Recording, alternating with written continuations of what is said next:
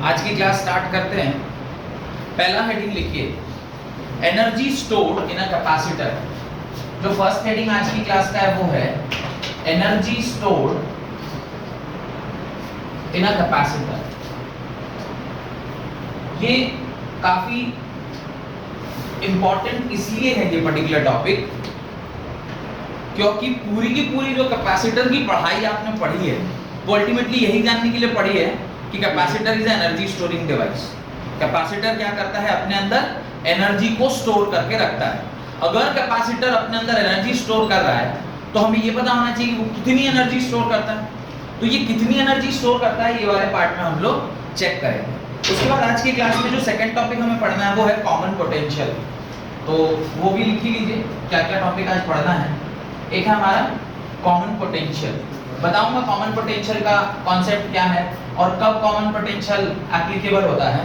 और जो last topic है that is loss of energy in sharing charges.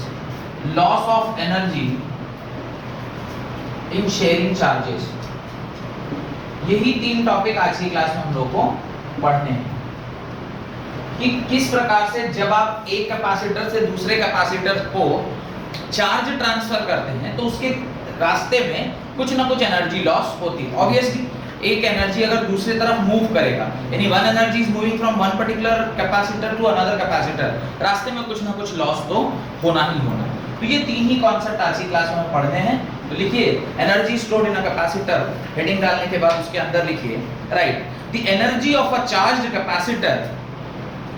The energy of a charged capacitor is measured by the total work done. The energy of the charged capacitor is measured by the total work done in charging the capacitor to a given potential. Charging a capacitor to a given potential. Charging a capacitor to a given potential. The energy of a charged capacitor is measured by the total work done in charging the capacitor to a given potential. अब इसको समझते हैं कि ये क्या कह रहा है, चार्जिंग किस प्रकार से हो रही है और क्या वो कहना चाह रहा है। ये जो भी कॉन्सेप्ट उसने बोला है कि चार्जिंग जो हो रही है उसमें कुछ वर्क डन हो रहा है, उसको जरा सा ध्यान देकर समझते हैं। सपोज करिए ये मेरा कैपेसिटर है, दिस इज माय कैपेसिटर। इस कैपेसिटर को आप किसी बैटरी से कनेक्ट करेंगे। जब आप उसको किसी बैटरी से कनेक्ट करते हैं तो उसके अंदर कुछ, अगर इसका कैपेसिटेंस C है तो जैसे ही आप इसको पॉजिटिव नेगेटिव टर्मिनल में जोड़ेंगे तो इस प्लेट के ऊपर कुछ ना कुछ पॉजिटिव चार्ज और इसके ऊपर कुछ ना कुछ नेगेटिव चार्ज डेवलप होगा। इसके अक्रॉस जो चार्ज डेवलप हुआ उसे अगर आप Q कहते हैं तो V इज इक्वल टू, आप जानते हैं फॉर्मूला क्या होता है, C is equal to Q by V। तो V इज इक्वल टू क्या होगा, Q बाई C।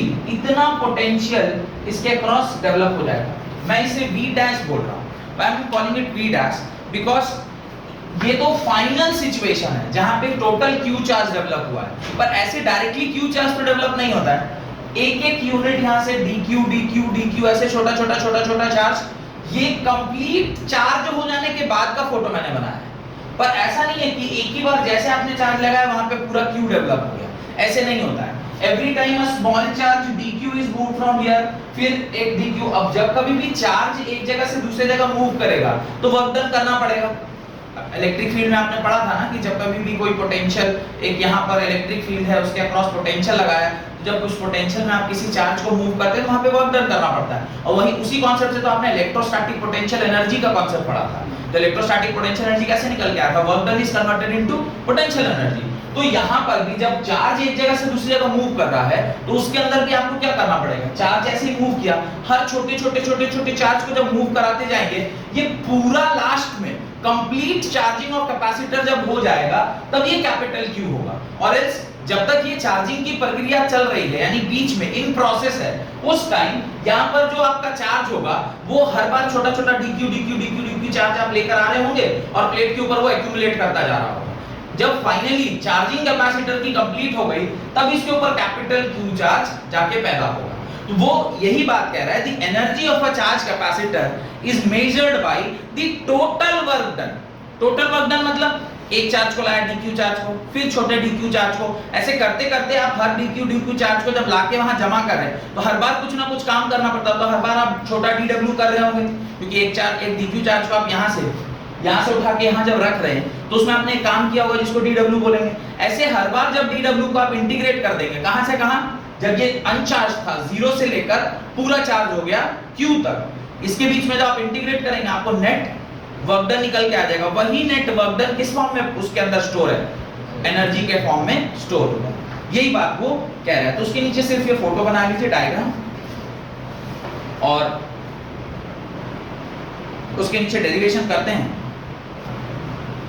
देखिए ये जो dw है, it is a small work done across potential v dash, जब आप एक छोटा सा चार्ज को एक जगह से दूसरी जगह पहुंचा रहे हैं। अब इनिशियली आपके पास इसके ऊपर क्या चार्ज रहा होगा, अगर मैं बोलूं time t is equal to 0 पे इसके पास क्या चार्ज रहा होगा, 0 चार्ज, और time t is equal to complete जब हो गया चार्जिंग उस टाइम इसके पास जो चार्ज रहा होगा वो कितना रहा होगा, q रहा होगा। लेकिन इसके दरमियान एवरी टाइम जब यहां से आप dq चार्ज इधर से मूव कर रहे हो तो उस टाइम इसका चार्ज पहले से कुछ ज्यादा बढ़ गया।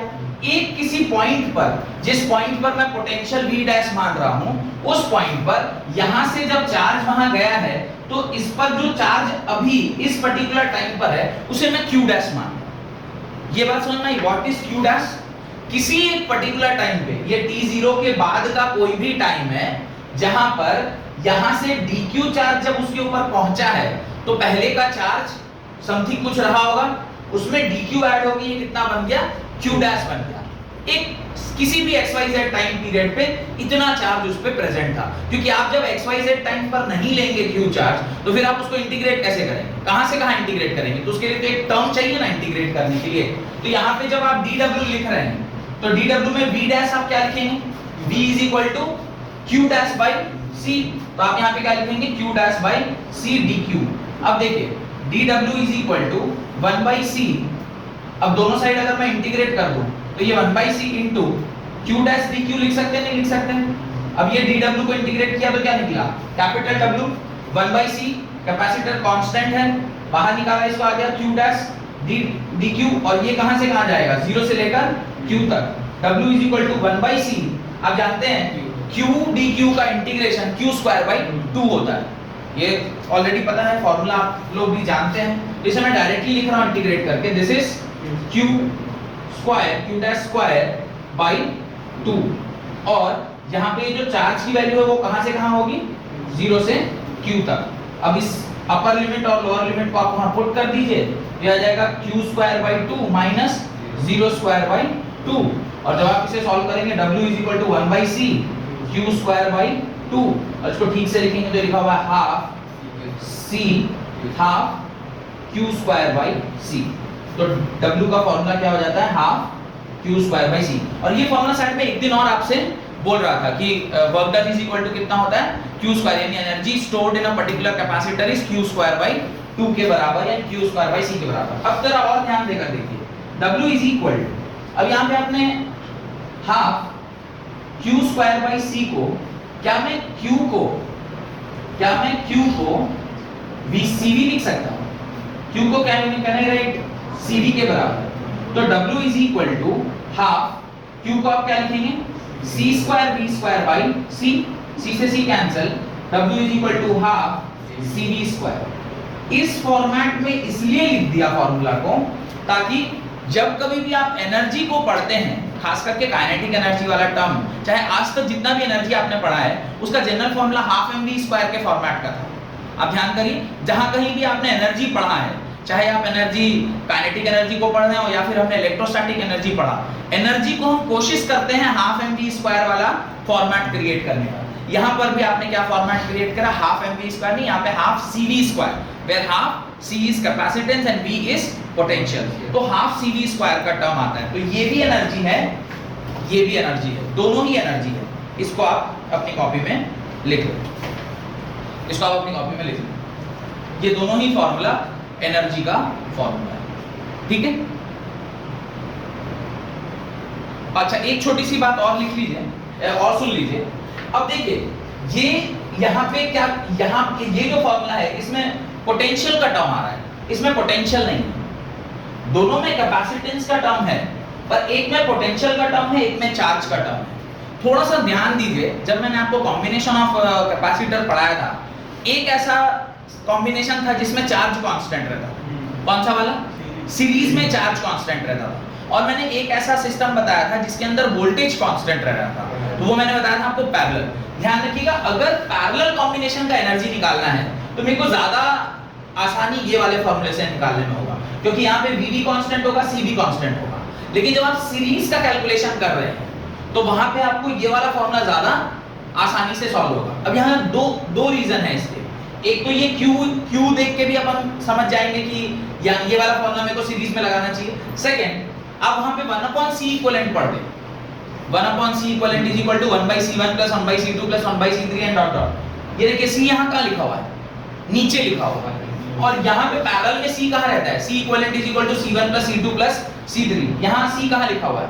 ऊपर लिखा हुआ है। ये भी एक तरीका है ध्यान रखने का कि जब कभी भी पैरेलल कॉम्बिनेशन में अगर आप एनर्जी निकालना चाहते हैं तो प्रेफरेबली ये वाला फॉर्मूला यूज कर सकते हैं, और जब आप सीरीज कॉम्बिनेशन में लगाते हो तो प्रेफरेबली आप ये वाला फॉर्मूला यूज कर सकते हैं। इस प्रकार से आप कैपेसिटेंस की ये एनर्जी ऑफ कैपेसिटर निकाल सकते हो। दो इंपॉर्टेंट चीजें इसके नीचे आप लिख लीजिए। What is Q dash, right? Charge on the plate, charge on the plate when dq charge is transferred, dq charge is transferred to the plate। q dash जो है वो चार्ज है जब dq चार्ज किसी प्लेट के ऊपर transfer किया गया है किसी एक पर्टिकुलर टाइम पर, ठीक है। Second, dq is the additional small charge which is transferred from one plate to another, additional small charge that is transferred from one plate to another, one plate to another। Done.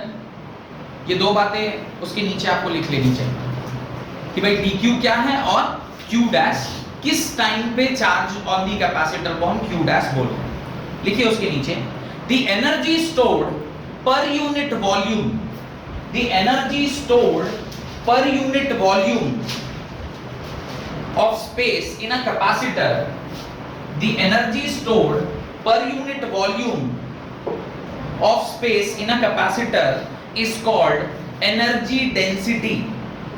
The energy stored per unit volume of space in a capacitor is called energy density। एक नया term है energy density. आपको याद हो energy density का term हमने एक जगह और यूज किया हुआ है, क्लास 11th में बर्नौली थ्योरम। बर्नौली थ्योरम जब पढ़ रहे थे तो वहां पे मैंने एनर्जी पर यूनिट वॉल्यूम डिफाइन किया था, वो एनर्जी डेंसिटी का टर्म है। जब कभी भी एनर्जी को पर यूनिट वॉल्यूम आप डिफाइन करते हैं तो एनर्जी डेंसिटी है। अब आप सोचिएगा ये कैसे आया? एनर्जी कहाँ स्टोर है? कैपेसिटर के प्लेट्स के बीच में। और मैंने आपसे बार बार बताया है कि कैपेसिटर का प्लेट कैसा है? ऐसा है। यानी अगर इसको ढंग से देखा जाए तो आपको क्या दिख रहा है कि इसके नीचे एक वॉल्यूम बनेगा, ये क्यूबॉइड बनेगा ना, यहाँ पे क्यूबॉइड ही बोलेंगे ना इसको, तो ये क्यूबॉइड है। अब इस क्यूबॉइड का जो वॉल्यूम है उसमें ही एनर्जी स्टोर्ड है, तो energy stored per unit volume is known as energy density. जैसे मास डेंसिटी होता है ना, mass per unit volume is mass density, से energy stored per unit volume is energy density. इसको हम लोग म्यू से डिनोट करते हैं। इसको कैसे डिनोट करते हैं? म्यू से। डोंट बी कंफ्यूज कि म्यू तो सर आपने 10⁻⁻⁶ भी बताया था, म्यू तो आपने काइनेटिक फ्रिक्शन भी बताया हुआ है, ठीक है। एक ही म्यू को हम कई जगह यूज करते हैं और इसका फार्मूला होता है mu is equal to half epsilon naught E square. इसका फार्मूला होता है mu is equal to half epsilon naught E square. ये भी आप अपने कॉपी में लिख लीजिए कि डायरेक्टली अगर कभी आपको ई स्क्वायर यानी इलेक्ट्रिक फील्ड की वैल्यू दी गई है, एप्सिलॉन नॉट की वैल्यू आपको पता रहती है, तो एनर्जी डेंसिटी का formula mu is equal to होता है half epsilon naught E square. ठीक है, तो क्या निकालना है? क्या मतलब निकालने में हेल्प करेगा? एनर्जी डेंसिटी, सीधे अगर यही कोई सवाल पूछे, find energy density of the capacitor, तो एनर्जी डेंसिटी बोलेगा तो यही फॉर्मूला लगाना है, half epsilon naught E square. ठीक है, अब इसके नीचे इंपॉर्टेंट मार्क करके एक पॉइंट लिखिए, total energy stored in series combination और parallel combination, total energy stored in series combination and parallel combination is equal to the sum of energy stored in individual capacitor. The total energy stored in series combination or parallel combination of capacitor is equal to the sum of energy stored in individual capacitor. Parallel combination of capacitor is equal to the sum of energy stored in individual capacitor is sum of the energy stored in individual capacitor. वो क्या कह रहा है कि जो आपका U है, total U यानी नेट एनर्जी जो किसी भी सीरीज या पैरेलल कॉम्बिनेशन में जुड़ा हुआ है, उसका formula U is equal to होता है, सपोज वहां पे 3 अगर कैपेसिटर जुड़े हुए हैं तो इंडिविजुअली आप पहले U1 कैलकुलेट कर लो। U1 कैसे कैलकुलेट करेंगे, आपके पास फॉर्मूला दिया हुआ है, आप U1 कैलकुलेट कर लो, U2 कैलकुलेट कर लो और U3 कैलकुलेट कर लो, और अगर n नंबर ऑफ कैपेसिटर है तो ये प्लस UN तक जा सकता है। ये फॉर्मूला आपको total energy stored in a combination, चाहे वो सीरीज का हो या पैरेलल का हो, अगर सीरीज में होगा तो मैंने आपको बताया कौन सा फॉर्मूला लगाना है, और अगर पैरेलल में होगा तो कौन सा फॉर्मूला लगाना है, ये मैंने ऑलरेडी आपको समझाया हुआ है। आप उसकी इंडिविजुअल एक एक कैपेसिटर की एनर्जी निकाल लो, उसको जोड़ दो और जो टोटल आएगा, इसके ऊपर एक क्वेश्चन करवाऊंगा अभी मैं, सो दैट कि आपको क्लियर हो कि एनर्जी कैसे निकालते हैं।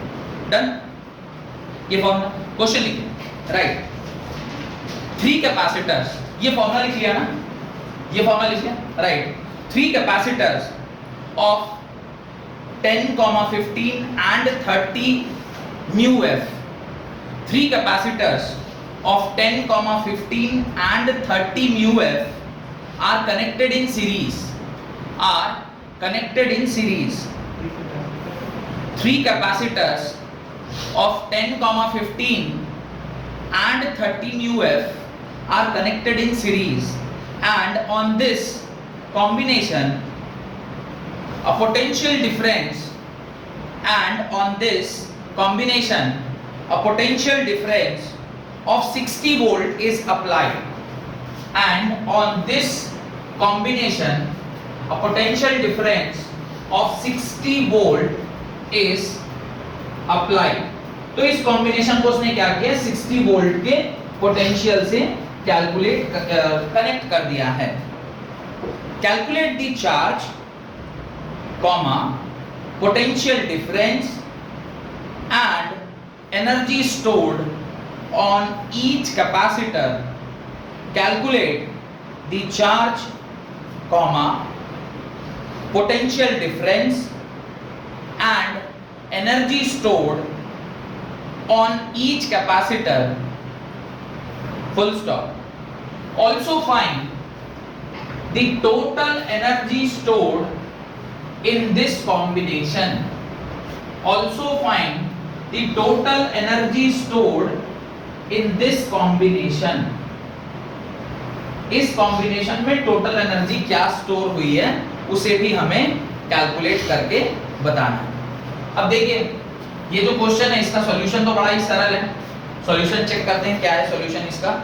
सॉल्यूशन है कि सबसे पहले उसने क्या बोला है कि 3 कैपेसिटर हैं, एक 10 म्यू एफ का, एक 15 म्यू एफ का और एक 20 म्यू एफ का।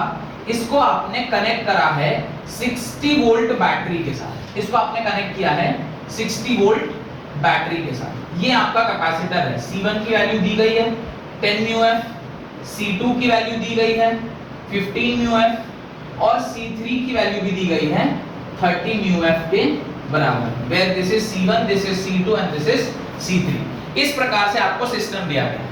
अब वो कह रहा है कि कैलकुलेट करिए चार्ज ऑन इंडिविजुअल कैपेसिटर। तो पहले चार्ज कैलकुलेट करने के लिए आपको C इक्विवेलेंट पहले पता करना है कि C इक्विवेलेंट कितना होगा। तो आप फॉर्मूला लगाएंगे 1/C equivalent is equal to 1/C1 plus 1/C2 plus 1/C3। 1/C equivalent is equal to 1/10 plus 1/15 plus 1/30। 1/C equivalent is equal to LCM लीजिएगा, मेरे ख्याल से 60 एलसीएम आना चाहिए, 60 आएगा। 6 plus 4 plus 2 1/C equivalent is equal to ये आ जाएगा 12/60 और C equivalent is equal to 12 पंचे 60 होता है, तो C इक्विवेलेंट कितना आ गया 5 म्यू फैराड के बराबर। वंस आपका C इक्विवेलेंट निकल के आ गया तो इसके इक्विवेलेंट सर्किट आप बना लो। इसका इक्विवेलेंट सर्किट क्या होगा, ये इसका इक्विवेलेंट सर्किट है जहां पर आपने इस प्रकार से ये C इक्विवेलेंट निकालिए, ये 5 म्यू F के बराबर है, ये 60 वोल्ट दिया हुआ है। एक बार मेरे को वोल्ट और C इक्विवेलेंट पता है तो क्या मैं चार्ज निकाल सकता हूं। Charge is equal to formula क्या होता है C CV के बराबर, चार्ज इज CV, तो Q is equal to C equivalent कितना आया 5 म्यू F और आपने वोल्टेज 60 का अप्लाई किया है तो Q इज इक्वल टू कितना आएगा, ये आ जाएगा 300 म्यू कूलम, ये आ जाएगा 300 म्यू कूलम। मेरे ख्याल से चार्ज इज 300 म्यू कूलम। ठीक है, पहला बिट का आंसर आपका आ गया, चार्ज इज 300 म्यू कूलम। मैं ये सवाल इसलिए सॉल्व कर रहा हूं सो दैट कि आपको पता चले कि ऐसे सवाल दिया रहता है तो उसको किस प्रकार से सॉल्व करना है। अब ये बात तो आपको समझ में आ गई कि यहां पर अगर 60 वोल्ट है तो ये V1 V2 और V3 में डिस्ट्रीब्यूट होगा, क्योंकि मैंने कहा था ना कि in series potential gets divided, potential 3 part में डिवाइड होगा। तो अब अगर मैं इंडिविजुअली V1 V2 V3 निकालूं तो V1 का फार्मूला क्या होगा, V1 is equal to Q by C1, V2 क्या होगा Q बाई C2 और V3 क्या होगा Q बाई C3 के बराबर। अब Q की वैल्यू ऑलरेडी आपको पता है कितना 300 बाई C1 भी आपको पता है, C1 कितना है 10। जब आप इसे सॉल्व करेंगे तो V1 कितना आएगा 30 वोल्ट आएगा। सेकंड, वापस से आप 300 डालिए और यहाँ पर 15 डालिए, इसको सॉल्व करिएगा तो कितना होगा 20 वोल्ट होगा।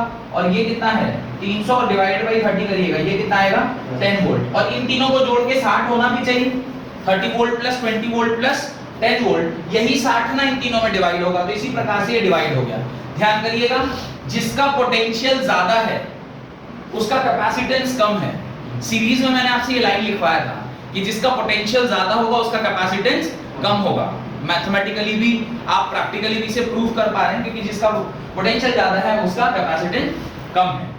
एक बार V1 V2 V3 निकल के आ गया। अब आपसे अगला पार्ट क्या पूछा उसने, energy stored in each capacitor. तो ये आपका ना पहला बिट का आंसर हो गया, this is the first bit का answer, this is second bit का आंसर। अब हमसे कह रहा थर्ड बिट यानी एनर्जी स्टोर्ड। अब थर्ड बिट क्या है, एनर्जी स्टोर्ड, कितना एनर्जी स्टोर हुआ, तो U is equal to U1 plus U2 plus U3 लिख दूं, क्योंकि तीन कैपेसिटर हैं, इंडिविजुअली तीनों में जो भी पोटेंशियल होगा तीनों को आप जोड़ दीजिएगा तो नेट पोटेंशियल आ जाएगा। तो पहले मुझे U1 U2 U3 निकालना है, क्योंकि उसने पहला पार्ट क्या बोला है, find the energy stored in each capacitor. तो आपको इंडिविजुअली U1 U2 U3 निकालना है। फिर उसने क्या बोला, also find the total energy of the combination, तो आपको U भी निकालना है। बस ये निकालिएगा, आपका दोनों पार्ट का आंसर आ जाएगा। अब U1 कितना होगा, U1 इज इक्वल टू, चूंकि ये सीरीज में है तो मुझे कौन सा फॉर्मूला यूज करना चाहिए, half Q square by C वाला, half Q square by C1। U1 is equal to half Q square, charge कितना था 300, यानी से मैं 9 into 10 raised power 6 लिख देता हूं। 6 ही आएगा, नहीं 4 आएगा, 10 raised power 4 लिख देता हूं। 300 का स्क्वायर लिखा हुआ, 300 का स्क्वायर कितना होगा, 3 into 3 is 9 और 100 into 100 is 10 raised power 4। और नीचे C1 कितना दिया हुआ, 10 into 10 raised power minus 6। U1 जरा कैलकुलेट करिए कितना आ रहा है इसको सॉल्व करके, मेरे ख्याल से ये तो 4.5 हो गया। अब बस 10 raised to the power calculate कर लीजिए, 10 raised to the power कितना आ रहा है, ये ऊपर 4 है और नीचे 7 है सर, तो 4 3 जाएगा और ऊपर, तो अगर 3 ऊपर गया यानी 10 raised power ये 5 है, एक तो ये 9 हो जाएगा, है ना? तो μ1 is equal to 400 mu joule, ऐसे आप लिख सकते हो। इसको जब आप सॉल्व करिएगा ये आएगा 4500 म्यू जूल। आप बोलेंगे सर इसको म्यू में क्यों कैलकुलेट किया? आपने चार्ज किस में कैलकुलेट किया? म्यू में। आपने पोटेंशियल किस में कैलकुलेट किया? म्यू में। तो जो आपका U होगा वो भी कितना होगा? म्यू के टर्म्स में आएगा। तो ये आपका कितना निकल के आ रहा है? 4500 म्यू जूल के बराबर। अच्छा U1 अगर मैं इस फॉर्मूले से ना कैलकुलेट करके मैं U1 हाफ CV स्क्वायर से कैलकुलेट करता, वो भी तो इसका फॉर्मूला होता है, उसको भी चेक कर लेते हैं। हाफ C कैपेसिटेंस कितना है? 10 रेज़ पर म्यू, यानी 10 रेज़ पर 10 इनटू, अच्छा म्यू के टर्म्स में ही रहने देते, इनटू V स्क्वायर। V कितना था? 30 का whole square, that is 900 no, half CV square voltage 30 का होल स्क्वायर, 30 का होल स्क्वायर मतलब समथिंग लाइक दिस। अब आप देखिए half 9/2 is 4.5 into 10 into 10 raise पर -6 इनटू 10 रेज़ पर 4। इसको भी जब आप सॉल्व करिएगा मेरे ख्याल से वही वैल्यू आएगी 10 और ये 5 हो गया, 30 का स्क्वायर 900 ही होगा। हाँ हाँ, सॉल्व करिए जरा इसको। तो हाँ ठीक है, ये 10 रेज़ पर 2 ही होगा। ये हो गया 4.5 इनटू 10 रेज़ पर 3 इनटू म्यू जूल। ये म्यू था, इसको मैंने म्यू जूल कर दिया। 4.5 इनटू 10 रेज़ पर 3 4500 म्यू जूल के बराबर। चाहे आप इस फॉर्मूले से कैलकुलेट करिए या फिर इस फॉर्मूले से कैलकुलेट करिए, अल्टीमेटली बोथ में आपको जो आंसर आ रहा है वो क्या आ रहा है? सेम आ रहा है। एक छोटी सी गलती यहाँ पर हो गई थी, मेरे को 300 का स्क्वायर शायद ध्यान था, इसलिए 9 raise to power 9 into 10 raise पर 4 हो गया था। 30 का स्क्वायर इज 900। इसको सॉल्व करिए, देखिए दोनों का आंसर सेम आ रहा है। अच्छा आपने ऐसे U1 निकाला, कैसे आप U2 निकाल सकते हैं, कैसे आप U3 निकाल सकते हैं? तीनों को जोड़ दीजिएगा तो नेट पोटेंशियल सिस्टम का नेट एनर्जी आ जाएगा। तो आप लोग ये काम कर लीजिए, मैं यहीं तक छोड़ देता हूं, आप लोग ये काम कर लीजिए। यानी आपको ये वाला फॉर्मूला समझ में आ रहा है, ये लगाइए, ये वाला लग रहा है तो ये वाला लगाइए। अल्टीमेटली जो भी आपको पता है उसके हिसाब से आप क्वेश्चन सॉल्व कर सकते हैं। U1 U2 U3 तीनों निकाल लीजिए। U1 जो है वो मैं यहाँ पर आंसर लिख देता हूँ। U1 जो है वो 4500 म्यू जूल के बराबर आ रहा है। U2 जो है वो 3000 म्यू जूल के बराबर आ रहा है और U3 जो है वो 1500 म्यू जूल के बराबर आ रहा है। और जब आप टोटल U की बात करेंगे तो 45 + 3 + 15 यानी टोटल 9000 म्यू जूल, ये आपका total energy stored in this capacitor या कॉम्बिनेशन ऑफ कैपेसिटर, ये आपका आंसर आ जाएगा। डन? यहां तक तो मेरे ख्याल से कोई डाउट नहीं होना चाहिए। ठीक है, बहुत बहुत इंपॉर्टेंट टॉपिक जो अभी मैं बता रहा हूं आपको, right? Change in energy on introducing a dielectric slab. Change in energy on introducing a dielectric slab. अब देखिए डाइलेक्ट्रिक स्लैब का इंसर्शन जब कभी भी होगा तो उसमें क्या चेंज इन एनर्जी आएगी? इसके अंदर ना आपको दो ही केस पढ़ना है। एक, जब डाइलेक्ट्रिक कनेक्टेड टू बैटरी है, और दूसरा जब डाइलेक्ट्रिक डिस्कनेक्टेड टू बैटरी है। देखिए पहले तो मुझे ये समझ में आना चाहिए कि क्या मैं बोल रहा हूं, उसको पहले समझिए।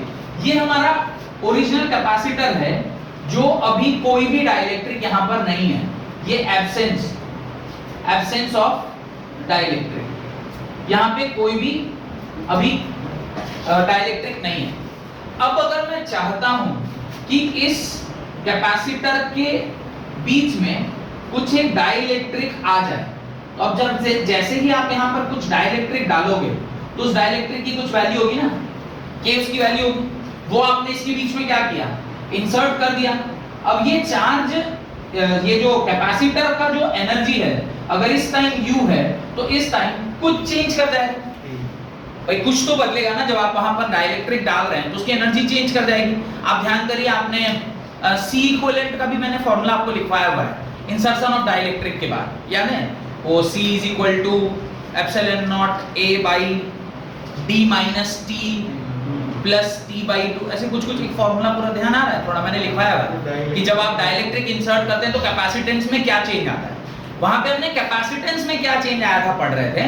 अभी मैं आपको बता रहा हूं कि कैपेसिटेंस में जो चेंज आ रहा है वो नहीं देखना है अपने को क्या चेक करना है, एनर्जी में क्या चेंज आ रहा है जब आप कैपेसिटेंस उस कैपेसिटर के अंदर क्या डाल रहे हो, डाइलेक्ट्रिक डाल रहे हो। अब इसके अंदर दो केस है। पहला केस, जब आपने डाइलेक्ट्रिक के अंदर कैपेसिटर के अंदर डाइलेक्ट्रिक डाला, जब ये क्या था, कनेक्टेड टू बैटरी था। अब देखिए क्या होगा उसको पहले समझते हैं, फिर आपको समझ में आएगा कि कैसे ये फॉर्मूला, वैसे तो सिंपल एक फॉर्मूला ही लिखना है अपने को वहां पे, पर ये फॉर्मूला कैसे हो रहा है वो समझना बहुत जरूरी है। ये हमारा पॉजिटिव है, ये नेगेटिव है, इसके ऊपर कुछ पॉजिटिव चार्ज है। जैसे ही आपने इस डाइलेक्ट्रिक को यहां इंसर्ट किया, will it change the value of capacitance?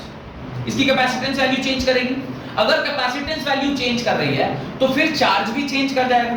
Charge change करेगा और चार्ज फिर ये कहां से लेना स्टार्ट करेगा? अगर इसकी कैपेसिटेंस वैल्यू बढ़ गई तो Q क्या होता है, CV के बराबर। दोनों का प्रोडक्ट क्या होना चाहिए, कांस्टेंट होना चाहिए। तो ये फिर क्या करेगा, यहां से चार्ज को गेन करेगा। चार्ज गेन करेगा तो इसकी जो एनर्जी आती है वो U dash is equal to K times U के बराबर। Energy when it is connected to a battery, और तब कभी आप डाइलेक्ट्रिक कांस्टेंट वहां इंसर्ट कर रहे हो तो जो डाइलेक्ट्रिक आपने इंसर्ट किया है उससे इसको हम लोग क्या कर देते हैं, original energy of the capacitor को उस डाइलेक्ट्रिक की वैल्यू से क्या कर देते हैं, मल्टीप्लाई कर देते हैं। तो नेट एनर्जी बढ़ गया या घट गया? ऑब्वियसली बढ़ जाएगा, क्योंकि K की वैल्यू मिनिमम कितनी होती है, what is the minimum value of K? 1। उसके बाद तो उसकी वैल्यू बड़ी ही होती जाएगी ना। आपको लिखवाया था मैंने, ध्यान कीजिए, एक वो पढ़ाया था ना डाइलेक्ट्रिक वॉट, हाँ इलेक्ट्रिकल ससेप्टिबिलिटी के अंदर मैंने आपको लिखाया था कि K की वैल्यू होती है 1 प्लस I के बराबर। Minimum value of K is 1, तो सबसे छोटी वैल्यू 1 होगी, 1 से बड़ी होगी। और 1 से कोई बड़ी चीज को जब आप किसी चीज से मल्टीप्लाई करेंगे तो ऑब्वियसली वो जो फाइनल क्वांटिटी मिलेगा वो और बड़ा मिलेगा।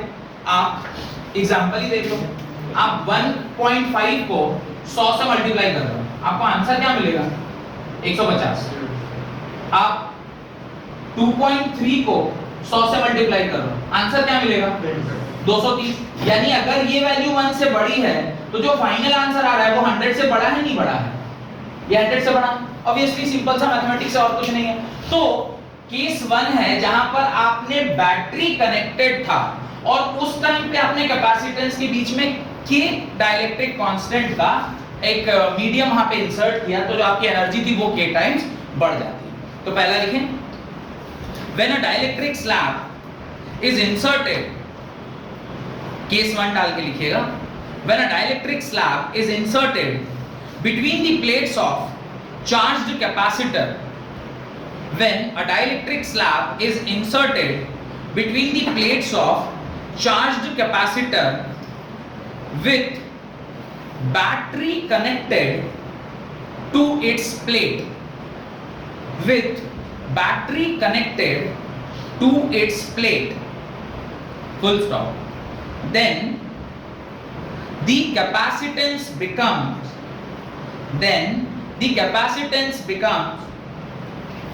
K times the energy stored in the capacitor. The capacitance becomes K times the energy stored in the capacitor. K times the energy stored in the capacitor. तो उसके नीचे आप ये डायग्राम बना लें कि जब कभी भी इस तरह होगा, उसका रीजन क्या है वो मैंने आपको ऑलरेडी बता दिया कि जब आप K डाइलेक्ट्रिक कांस्टेंट का कोई मीडियम यहां पर इंसर्ट करेंगे तो ये इसके कैपेसिटेंस को चेंज कर देगा। द मोमेंट इसका कैपेसिटेंस चेंज हुआ तो correspondingly charge has to change, because voltage को आप कांस्टेंट रख रहे हैं, तो चार्ज भी बढ़ेगा। चार्ज अगर बढ़ा तो चार्ज के बढ़ने से उसके अंदर जो स्टोर्ड पोटेंशियल है वो भी क्या हो जाएगा, बढ़ जाएगा। तो कितने से बढ़ेगा, तो जो आपका ओरिजिनल पोटेंशियल एनर्जी था उसको आप K से मल्टीप्लाई कर दोगे तो नया वाला एनर्जी आपका निकल के आ जाएगा। ध्यान रखने वाली बात ये है, ये वाला फॉर्मूला कब लगाना है, when it the capacitor is connected to battery. तो वो वर्ड जो लिखा है ना, and capacitor is connected to battery, देखिए वहां पे आपने एक जगह लिखा हुआ है capacitor is connected to battery, तो अंडरलाइन कर लीजिए, क्योंकि ये तभी ये होगा जब कैपेसिटर किससे कनेक्टेड है, बैटरी से कनेक्टेड है। अगर नहीं कनेक्टेड होगा तो फिर केस 2 पढ़ेंगे कि केस 2 में क्या होने वाला है। ठीक है, केस 1 मेरे ख्याल से समझ में आ गया होगा, और क्यों हो रहा है वो भी समझ में आ गया होगा। डन, बना लीजिए।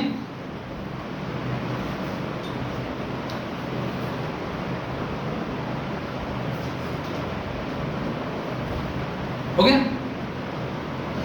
नेक्स्ट अगला लिखें case 2। When a dielectric slab is inserted, when a dielectric slab is inserted between the plates of charged capacitor, between the plates of charged capacitor, between the plates of charged capacitor, when battery is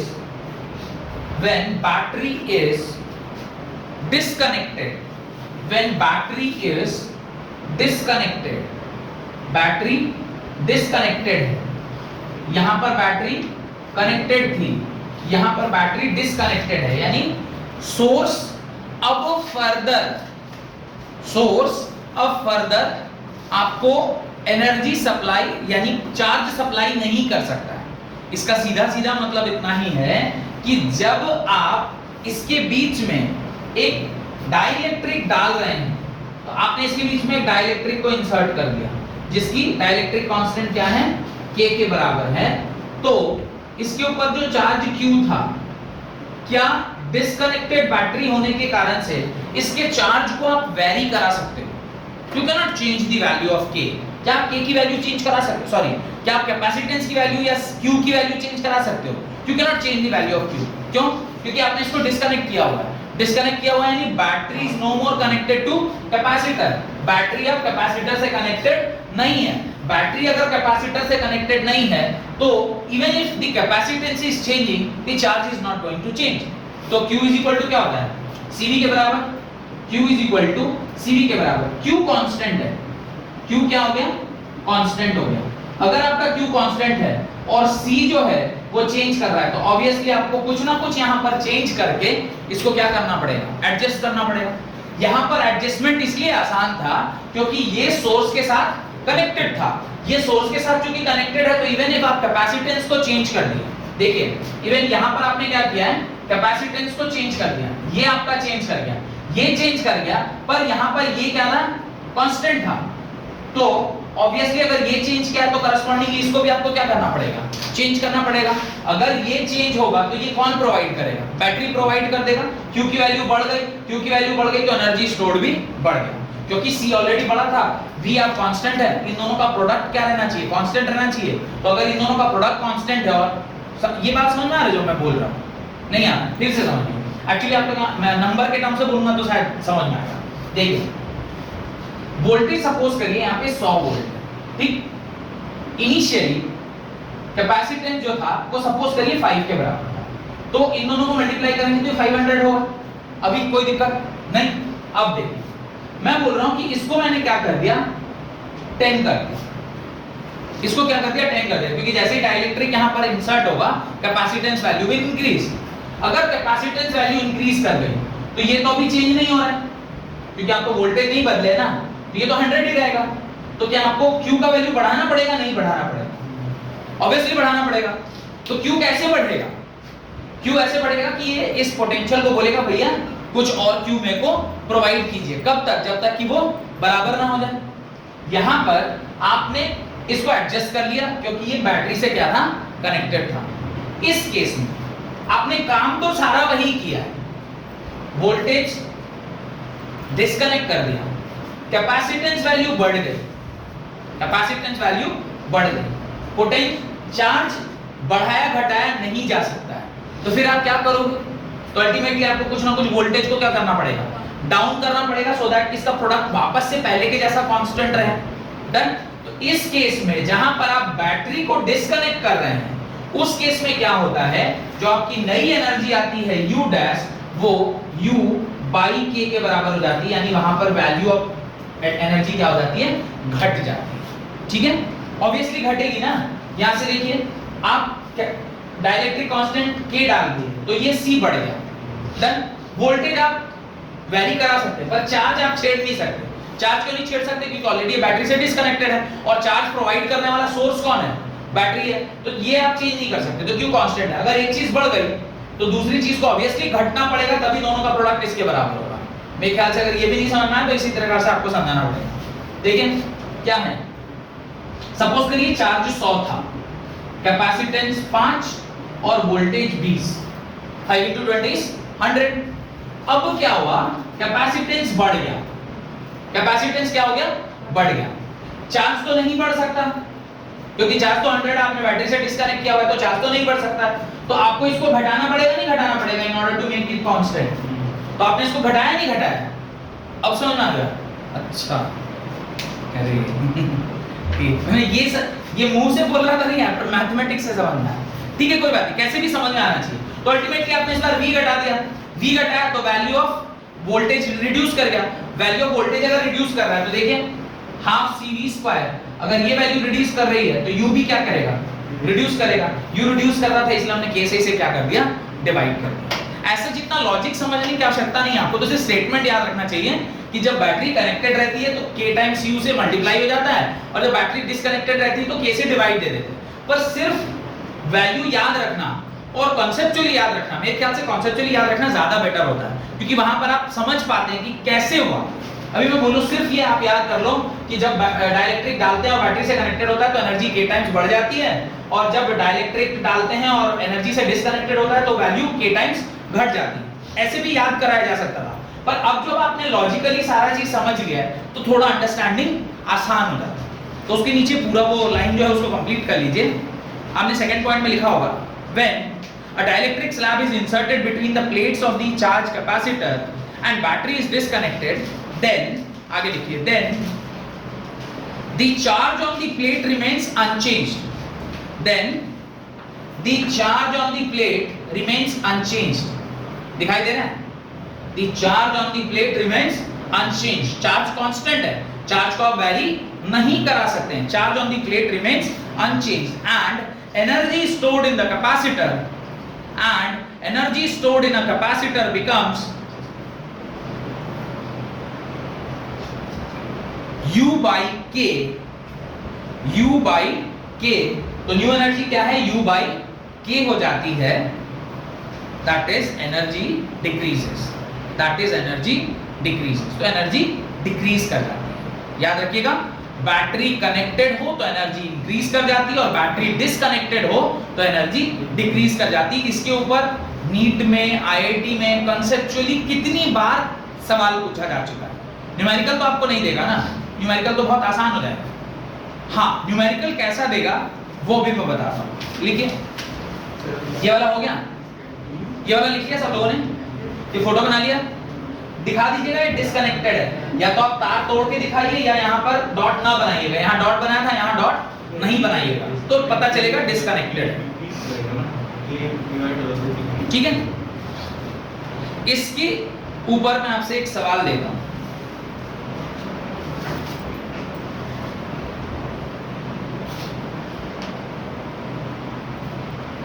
आपको ये सवाल directly नहीं दे रहा कि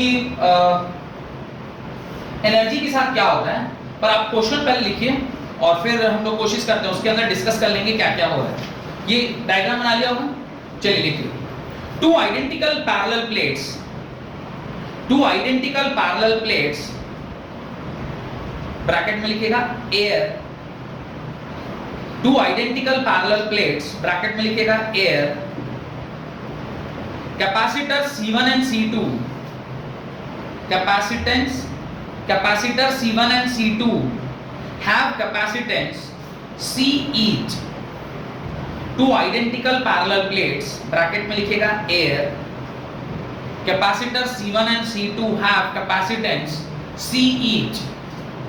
दोनों के बीच का capacitance कितना है? C है, कैपिटल C। यानी अभी जो लाइन आपने लिखा है उसका ये मतलब है कि दो पैरेलल प्लेट कैपेसिटर हैं और दोनों के दोनों पैरेलल प्लेट कैपेसिटर, एक को मैंने C1 कहा है, एक को मैंने C2 कहा है, दोनों के बीच में एयर मीडियम अभी फिलहाल प्रेजेंट है और अभी उसका जो कैपेसिटेंस है वो C के बराबर है। डन, इतना समझ में आया? आगे लिखिए, the space between the plates is now filled with the space between the plates is now filled with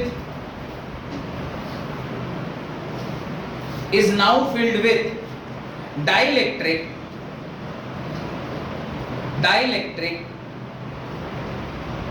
as shown। मैं अभी बनाता हूं डायग्राम, आप लिख लीजिए dielectrics as shown, right? If the two capacitors still have same capacitance, if the two capacitors still have the same capacitance, if the two capacitors still have the same capacitance, obtain the relationship between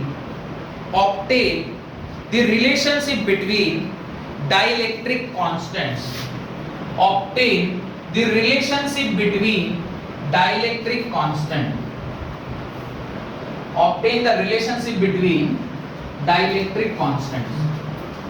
अब देखिए, यही वो दो capacitors हैं जिसके बारे में उसने क्वेश्चन में जिक्र किया है, और कुछ ऐसा है कि इसका कैपेसिटर C है और इसका भी कैपेसिटेंस C है। इसको उसने कैपेसिटर 1 माना है और इसको इसने कैपेसिटर 2 माना है। इनिशियली दोनों का कैपेसिटेंस क्या है? सेम है।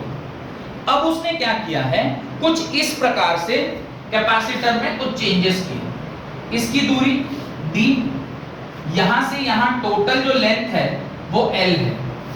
अब इसके अंदर उसने क्या किया, एक डाइलेक्ट्रिक को इंसर्ट किया। डाइलेक्ट्रिक इंसर्ट किया तो उसकी वैल्यू क्या है? K के बराबर है। इस प्रकार से उसने डाइलेक्ट्रिक वहां पे इंसर्ट किया।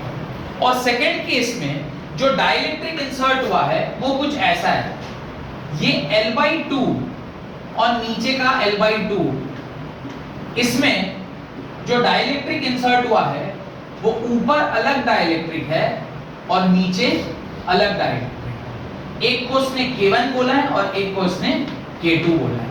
यही वो डायग्राम है जो उसने बताया कि as shown मतलब इस प्रकार से उसने दूसरे वाले कैपेसिटर में डाइलेक्ट्रिक को इंसर्ट किया।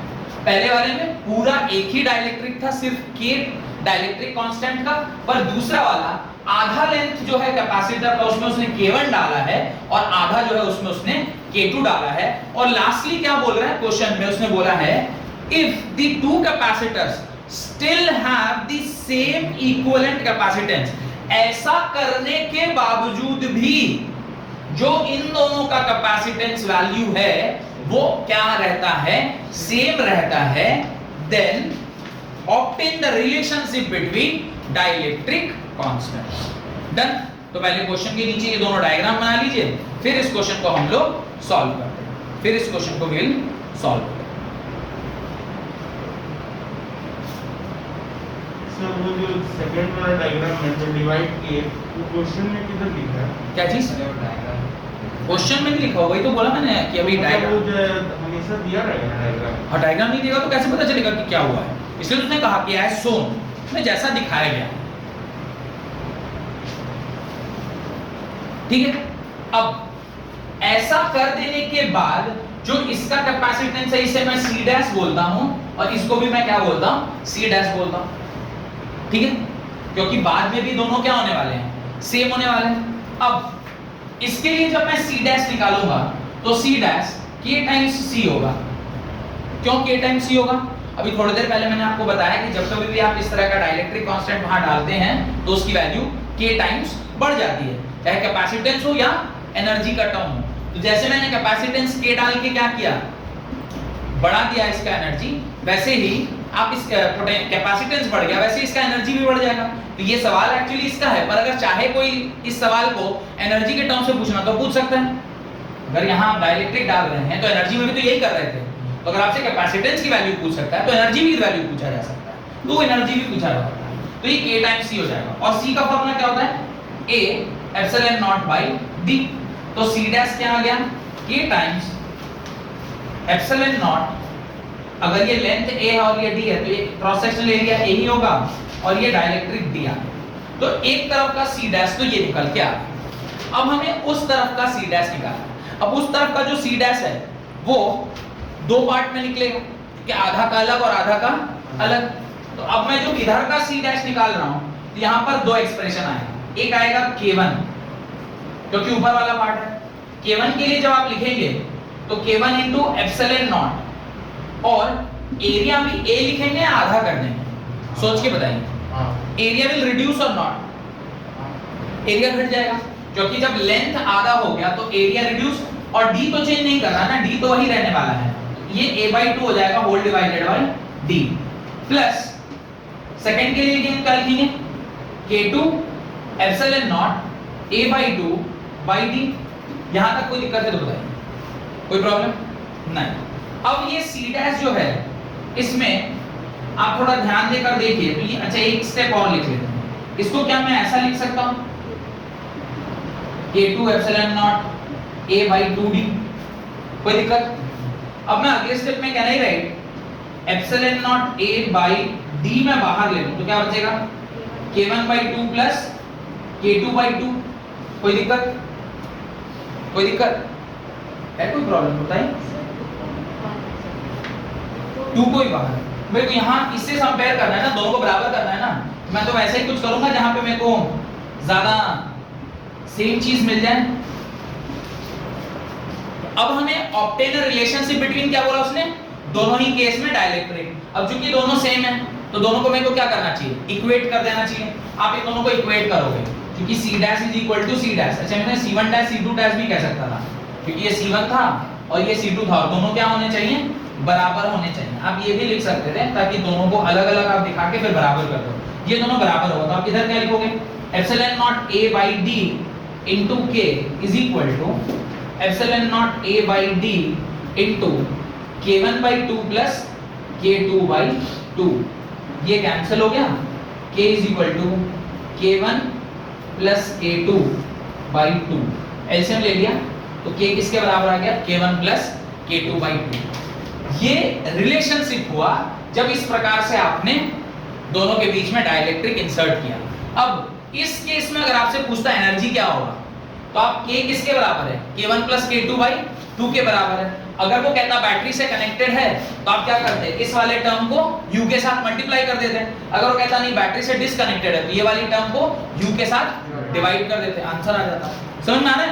How you will use it, application ज्यादा इंपॉर्टेंट है कि आप इस तरह के सवाल में एनर्जी कैसे कैलकुलेट करेंगे। तो पहले ये सवाल सॉल्व करना पता होगा, तब ना आप एनर्जी कैलकुलेट करना सीखेंगे। सिर्फ वो फॉर्मूला जान के क्या होगा, उसको यूज कैसे करना है वो भी जानना उतना ही हमारे लिए इंपॉर्टेंट है। तो ये सवाल आप अपनी कॉपी में, चलिए हेडिंग डालिए, कॉमन पोटेंशियल लिखना स्टार्ट करिए। When two capacitors of different potential are connected by a conducting wire, then charge flows from capacitor at higher potential to the capacitor at lower potential. Conducting wire, then charge flows from capacitor at higher potential to the capacitor at lower potential. This flow of charge continues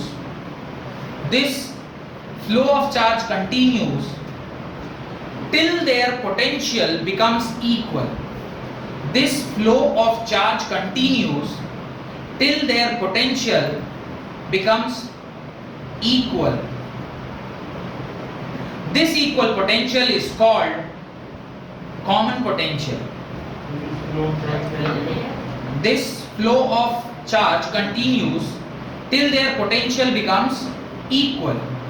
This equal potential is called common potential. This equal potential is called common potential. देखिए ध्यान से समझिए क्या कह रहा है। ये एक कैपेसिटर है, ये कैपेसिटर है जिसका कैपेसिटेंस C1 है, इस पे चार्ज Q1 है और इसका पोटेंशियल V1 है, और आप इसको जोड़ रहे हैं एक दूसरे कैपेसिटर के साथ जिसमें जो वैल्यूज दी गई हैं वो है C2, Q2 और V2। यहां पर जो मुख्य बात है वो है V1 और V2, इसको ध्यान देना है। अगर मैं बोल रहा हूं कि V1 is greater than V2, V1 V2 क्या है, V1 is greater than V2, तो क्या होगा, इसका पोटेंशियल ज्यादा है और इसका पोटेंशियल कम है, तो चार्ज यहां से यहां फ्लो करना स्टार्ट करेगा। कब तक चार्ज फ्लो करेगा, तब तक जब तक कि इन दोनों का पोटेंशियल क्या हो जाए, सेम ना हो जाए। उस इक्वल पोटेंशियल पर जब ये दोनों कैपेसिटर जो कि अलग-अलग पोटेंशियल का था, उसको जब हमने कनेक्टिंग वायर्स के साथ कनेक्ट किया, तो उसका फाइनल जो वोल्टेज अब आ रहा है वो दोनों बराबर हो जाए। That is only known as common potential या इक्वल पोटेंशियल। स्टेटमेंट पढ़िए, when two capacitors of different potential are connected by conducting wires at the charge flow from capacitor at higher potential, जो higher potential है वहां से charge कहां flow करेगा, the capacitor at lower potential। कब तक, तब तक जब तक कि potential becomes equal। लेकिन लिखा है this flow of charge continues till their potential becomes equal। this equal potential is called as common potential। तो वो जो equal potential है उसको हम लोग क्या बोलेंगे, V बोलेंगे। तो उसका फॉर्मूला होता है C1V1 plus C2V2 by C1 plus C2। ये फॉर्मूला होता है C1V1 plus C2V2 by C1 plus C2। ये कॉमन पोटेंशियल का फॉर्मूला है। तो ये डायग्राम बना के, वो कंडीशन लिख के, वो फॉर्मूला लिख दीजिए। मैं बताता हूँ कि ये फॉर्मूला कैसे आया, अभी तुरंत समझा देता हूँ ये फॉर्मूला कैसे आया। पहले आप ये लिख लें और उसके नीचे लिखिए वेयर, ये फॉर्मूला लिख लीजिएगा, इसको डब्बे में भी बंद कर लीजिए। Where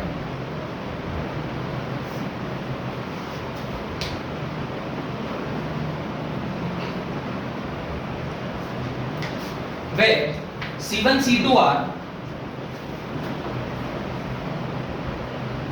the capacities of two condensers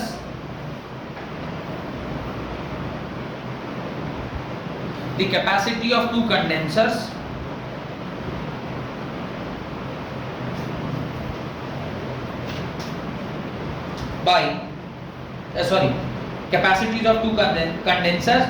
charged to potential V1 and V2 respectively, charge to potential V1 and V2 respectively।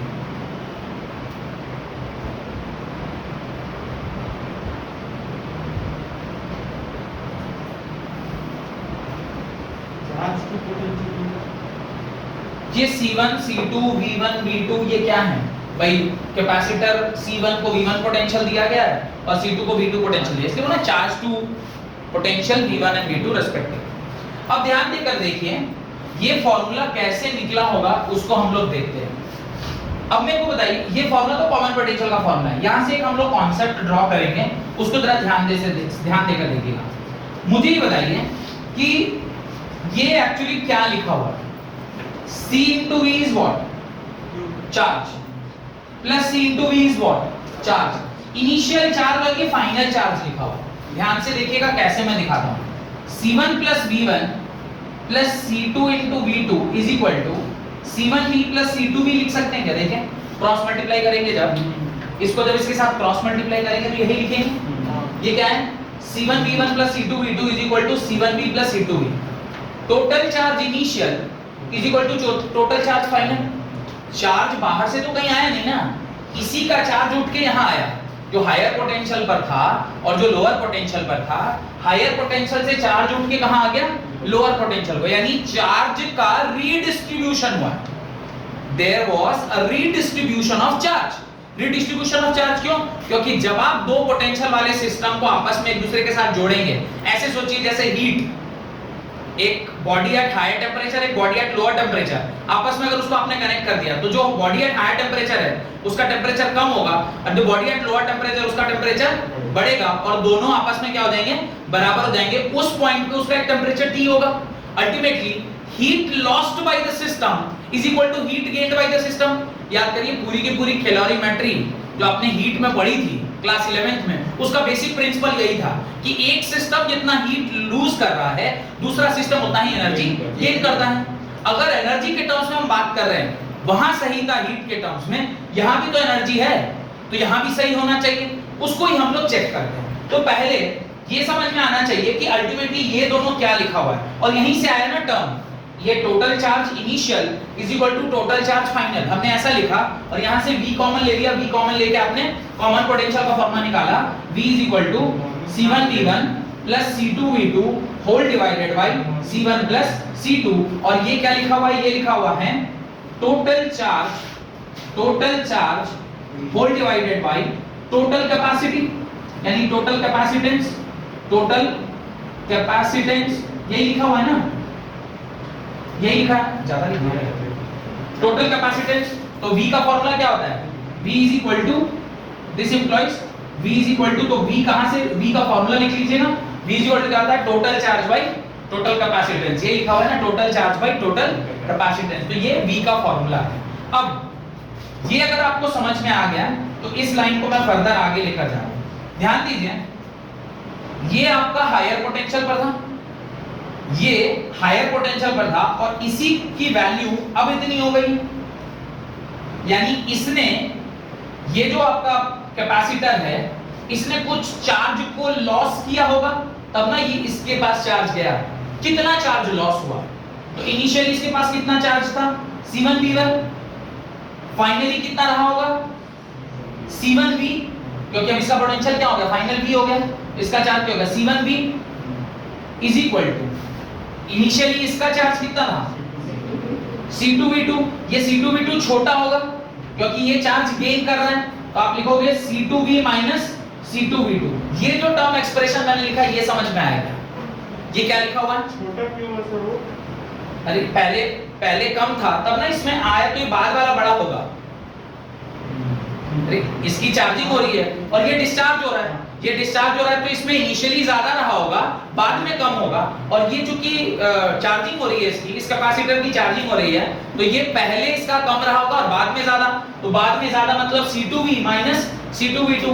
ये क्या लिखा हुआ है, charge lost bye capacitor eight higher potential is equal to, ये क्या लिखा हुआ है, charge gained by capacitor at lower potential। क्यों, क्योंकि charge always remain conserve, charge can neither be created nor be destroyed, it transfers from one body to another। तो universal law of conservation of charge कहता है कि charge को ना आप create कर सकते ना आप डिस्ट्रॉय कर सकते, उसको सिर्फ एक जगह से दूसरी जगह आप भेज सकते हैं। यहां पर जो पूरा का पूरा ये कॉमन पोटेंशियल का कॉन्सेप्ट था, उसमें मुझे समझ में आया कि जितना चार्ज इसने यहां से भेजा है उतना ही चार्ज इसने यहां से क्या कर लिया, गेन कर लिया। Charge lost by the capacitor at higher potential is equal to charge gained by the, और चार्ज अगर लॉस्ट और गेन बराबर है तो एनर्जी भी उसी प्रकार से क्या हो जाएगी, बराबर ही रहेगी। लेकिन अगला जो टॉपिक मैंने आपको क्या लिखा है, loss of energy in sharing charges. जब कभी भी चार्ज शेयर किया जाता है देयर इज सम लॉस। कैसे लॉस होगा, चार्ज कहां से आ रहा है, वायर के थ्रू, वायर के थ्रू अगर चार्ज ट्रैवल करेगा तो कहीं ना कहीं छोटा ना छोटा लॉस उसमें होगा ही होगा। तो इसीलिए अगला टॉपिक क्या लिखना है अपने को, loss of energy during sharing of charge. और याद रखिएगा ये चार्ज अगर दे रहा है तो ये डिस्चार्ज हो रहा है, और ये चार्ज अगर गेन कर रहा है तो ये चार्जिंग हो रही है इसकी। तो ये डिस्चार्जिंग और ये चार्जिंग कॉन्सेप्ट है, charging of capacitor and discharging of capacitor. एक कैपेसिटर डिस्चार्ज हो रहा है माने अपने चार्ज को डिसिपेट कर रहा है, चार्ज किसी दूसरे को दे रहा है, उस टाइम पे इसको क्या बोलते हैं, डिस्चार्जिंग। और जब चार्ज कोई गेन कर रहा होता है तो उस टाइम से क्या बोलते हैं, चार्जिंग। तो चार्जिंग ऑफ कैपेसिटर का मतलब समझना है, जब वो किसी भी दूसरे सोर्स से चार्ज एक्यूमुलेट करता है तो उसे चार्जिंग बोलते हैं, और जब वो अपने प्लेट से चार्ज को डिसिपेट करता है तो उसे क्या बोलते हैं, डिस्चार्जिंग। तो अगर कहीं ये वर्ड आ जाए आपको सवाल पढ़ते वक्त, क्वेश्चन सॉल्व करते वक्त, charging of capacitor is taking place या discharging of capacitor taking place, मेरे ख्याल से समझ में आ जाएगा कि क्या बोलना चाह रहा है इसको। राइट, इसके नीचे आप 2 लाइनें नोट्स की लिखें। पहला लिखना स्टार्ट करिए। This is not true for potentials. कौन सी बात? जो अभी आपने लिखा ना कि charge lost by one capacitor is equal to charge gained by other capacitor. Charge के लिए तो एप्लीकेबल है, पर ये पोटेंशियल के लिए एप्लीकेबल नहीं है। तो लिखिए, this is not true for potential, that is potential lost by one is not equal to potential lost by one is not equal to the potential gained by the other, gained by the other, the gained by the other. Done? Done? Heading डालें, loss of energy in sharing of charges. Loss of energy in sharing of charges. जब कभी भी दो capacitor के बीच में energy sharing हो रही होती है तो कुछ ना कुछ रास्ते में लॉस होगा ही होगा, 100% सर्टेन है, क्योंकि एकदम आइडियल जैसा दुनिया में कुछ भी नहीं होता। आप एनर्जी को एक जगह से दूसरी जगह लेके जा रहे हैं और रास्ते में लॉस नहीं हुआ, ऐसा संभव नहीं है, फिर तो कहानी बदल जाएगी। लॉस होगा, आप लॉस को मिनिमाइज कर सकते हैं, आप लॉस को दूसरी जगह यूज कर सकते हैं, आप लॉस का जो टोटल एनर्जी है वो कंजर्व रहेगा। टोटल एनर्जी मतलब यहाँ पर ए एनर्जी थी, यहाँ पर बी एनर्जी है और सी लॉस कर गया, तो आप कह सकते हैं B plus C is equal to A के बराबर होगा। यानी सोर्स अगर ए था, पहुंचा बी और रास्ते में कुछ लॉस हो गया सी, तो बी प्लस सी हमेशा ए के बराबर होगा। पर ऐसा कभी नहीं हो सकता कि ए और बी बराबर हो जाए। यू कैन नॉट से कि ए इज इक्वल टू बी हो जाएगा। ए सोर्स है और बी आपका सिंक है, तो ए इज इक्वल टू बी कभी नहीं हो सकता। और ये हमने कहां पढ़ा है मुझे बताइए? ये हमने थर्मोडायनेमिक्स के सेकंड लॉ में पढ़ा है। It is impossible to construct a perpetual machine in which entire energy is converted into work. You cannot convert the entire energy into work. पूरे एनर्जी को वर्क में कन्वर्ट नहीं किया। There has to be some loss. The efficiency cannot be 100%. Never, under no circumstance. तो यही चीज का application यहां बता रहा है कि लॉस ऑफ एनर्जी तो होना ही होना है। डन? लिखिए इस बात को। When two charge capacitors are connected to each other, when two charge capacitors are connected to each other, they share charges. They share charges, and they share charges and acquire a common potential. And acquire a common potential. Full stop. On sharing charges, and acquire a common potential. And acquire a common potential. Full stop. On sharing charges,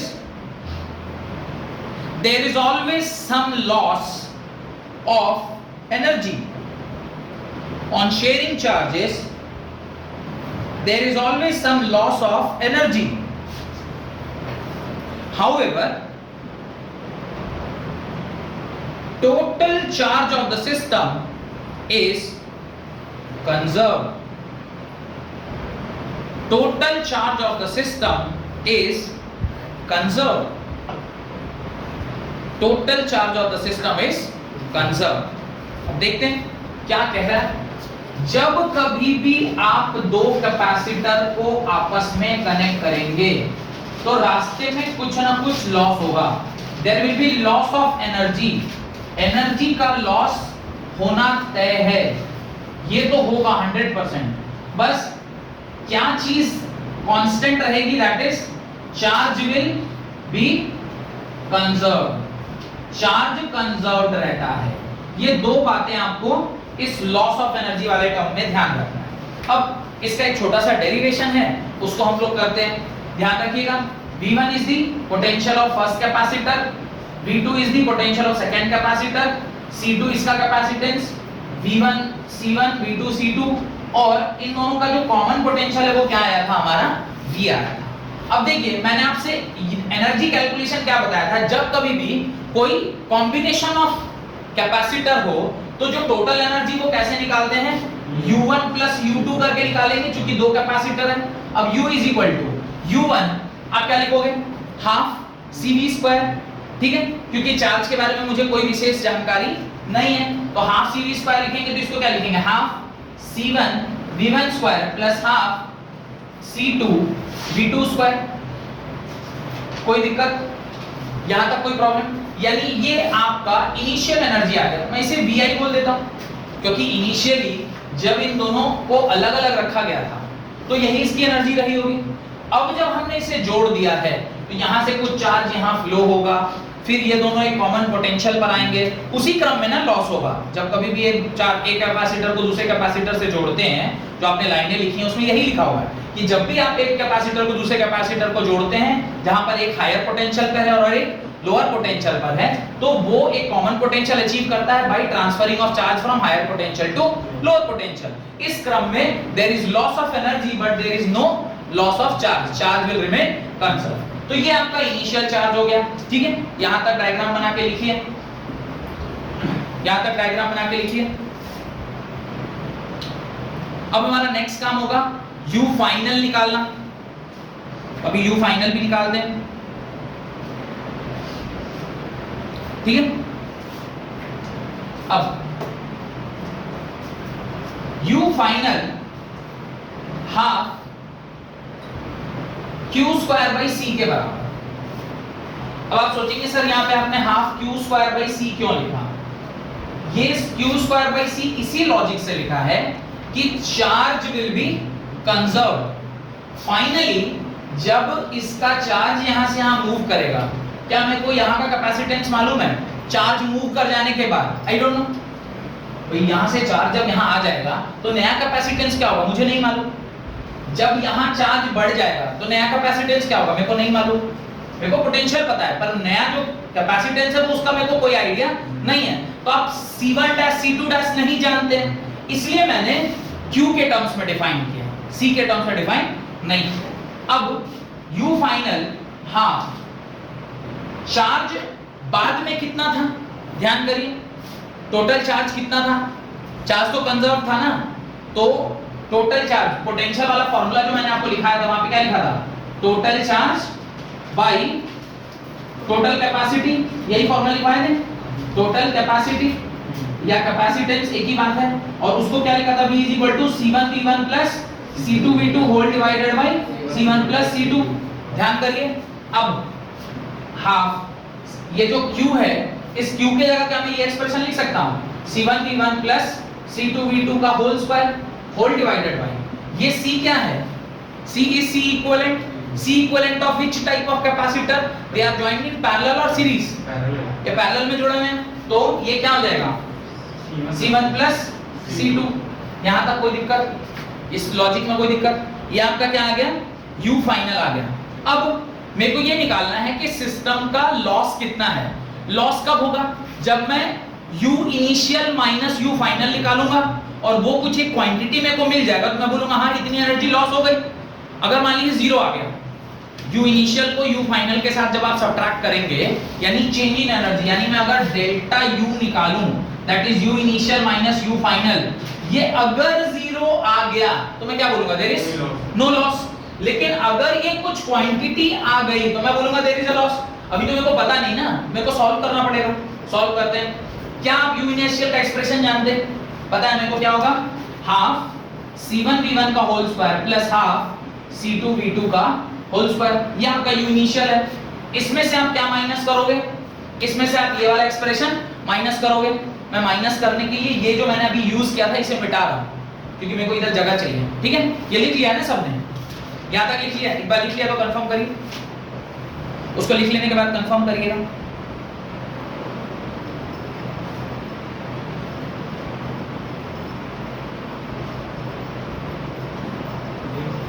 लिख लिए? तो ये मिटा रहा हूं, इस वाले term को मिटा रहा हूं क्योंकि मेरे को यहाँ पे जगह चाहिए थोड़ा सॉल्व करने के लिए। अब इसके साथ मैं ये फाइनल वाला जो एनर्जी है उसे लिख देता हूं। C1 V1 plus C2 V2 का whole square whole divided by C1 plus C2। यहाँ से मैं नीचे डिनोमिनेटर का एलसीएम लेता हूँ। डिनोमिनेटर का एलसीएम क्या होगा? Twice of C1 plus C2। कोई दिक्कत हो किसी भी पॉइंट पे तो पूछिएगा कि कैसे आया, कहाँ से आया। ध्यान से अब यहाँ पर इस वाले टर्म से मेरे को क्या करना है? 2 से 2 क्या हो जाएगा? कैंसिल हो जाएगा। यहाँ पे एलसीएम में 2 है और यहाँ पर पूरे में भी 2 है। क्या छोड़िए, आपको सीधे इसको यहाँ पर ले जाइए, मल्टीप्लाई करिए। 2 times C1 plus C2 into half C1 V1 square plus half C2 V2 square minus ये ऐसे ही रह जाएगा। यहाँ पर क्या आएगा? C1 V1 plus C2 V2 का होल स्क्वायर। इस टर्म में कहीं कोई दिक्कत है तो वो एलसीएम कहाँ से है? इस पूरा और उस पूरा को वो तो 1/2 है उसका। अरे ये एक एक्सप्रेशन है माइनस ये एक एक्सप्रेशन है, तो नीचे क्या है? ट्वाइस C1 C2 है। यहाँ पे भी हाफ ये था, तो हम ये हाफ टर्म को छोड़ रहे हैं, ये ट्वाइस C1 C2 ऐसा एलसीएम आ गया। तो यहाँ भी हाफ, यहाँ भी हाफ, यहाँ भी हाफ, तो एक तो 2 आ गया C1 प्लस C2। अब इस एक्सप्रेशन को मैं क्या कर रहा हूँ, थोड़ा सा खोल रहा हूँ। जब आप इसे खोलिएगा ध्यान से देखिए, ये वाला 2 और ये वाला 2 कैंसिल हो जाएगा। C1 का इसके साथ स्क्वायर जाएगा, तो आप लिखोगे C1 का होल स्क्वायर V1 स्क्वायर, फिर इसको आप इसके साथ भी मल्टीप्लाई करोगे तो 2 से 2 cancel, C1 C2 V2 square plus फिर ये वाला टर्म इसके साथ मल्टीप्लाई होगा तो ये होगा C1 C2 V1 square plus इसको जब आप इसके साथ मल्टीप्लाई करोगे आएगा C2 स्क्वायर V2 स्क्वायर। कोई दिक्कत? ये हमने सिर्फ पहले वाले इसको इसके साथ मल्टीप्लाई कर दिया। फिर बीच में क्या साइन आएगा? बीच में एक साइन आया है माइनस का, और वहां पे क्या लिखा है? C1 V1 square plus C2 V2 whole square whole divided by twice of C1 plus C2। इस स्टेप तक कोई दिक्कत है तो बताइए, यहां तक कोई इशू है तो बताइए।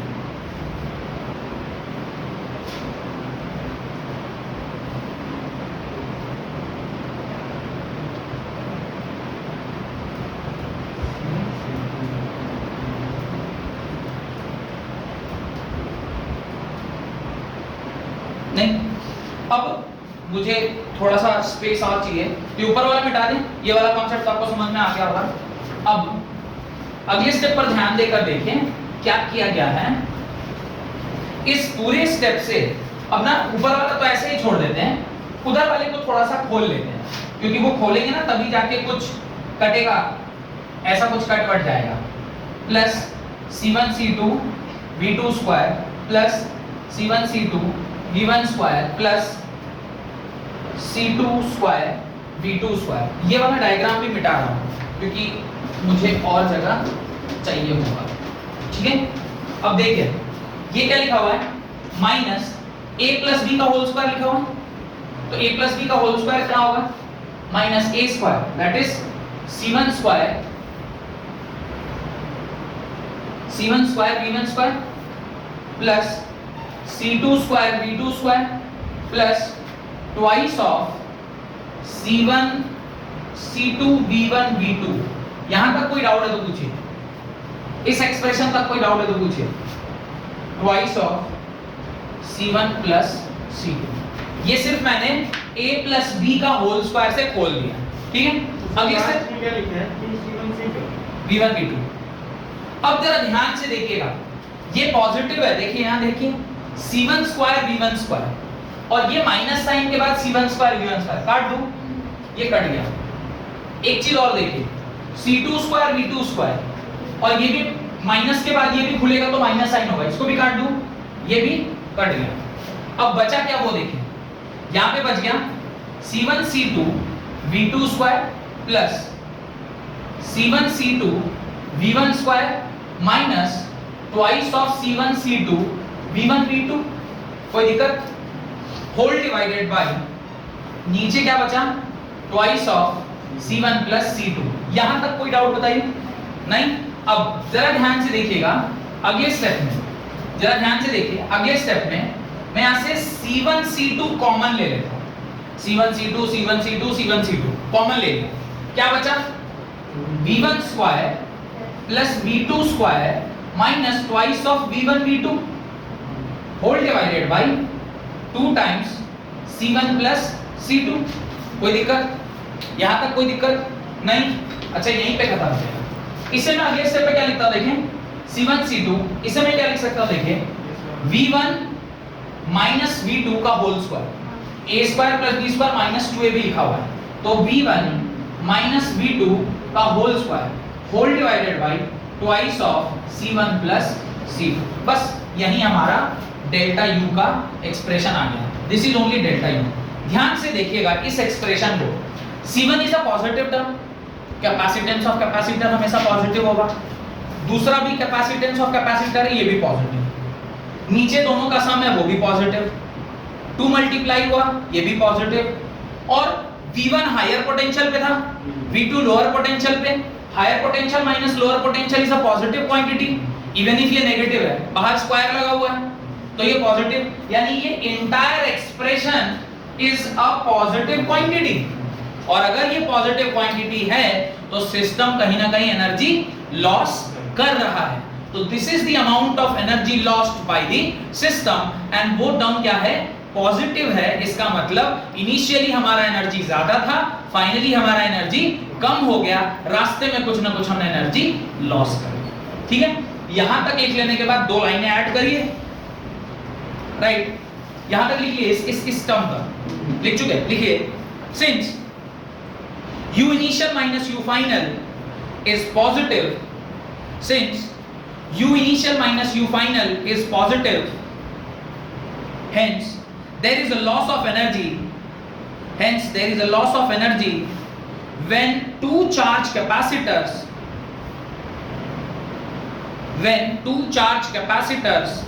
are connected together, when two charge capacitors are connected together in the form of heat radiation.